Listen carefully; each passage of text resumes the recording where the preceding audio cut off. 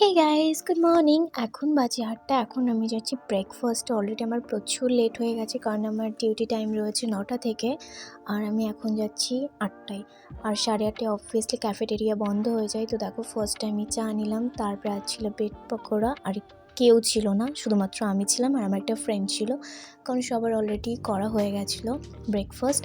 তো আমি বসেছিলাম, তো হট করে দেখি আমার পেছনে একটা সিনিয়র এসছে, মানে অবশেষে। তারপরে খেয়ে আমার তো একদমই ভালো লাগছিলো না, খাওয়াটাও হয়ে গেছে। দেখো মিররটা এত ভালো, কি আর বলবো, থোবরাও বোঝা যাচ্ছে না আমার। তারপরে এটা হলো আমাদের ক্যাফেটেরিয়া। তো একদম ব্রেকফাস্ট হয়ে গেছে। লাঞ্চ আজকে চিকেন ছিল। দেখো আমার ফ্রেন্ড এত ভরে ভরে নিয়েছে, কি বলবো। এটা ছিল আমার প্লেট। আর এই যে আমার অবস্থা, এত টায়ার্ড হয়ে গেছে কি বলবো। তারপর দেখো রাত হয়ে গেছে, একেবারে রাতে আমি যাচ্ছি ডিনার করতে। তো ডিনারে সিম্পল ছিল কফি।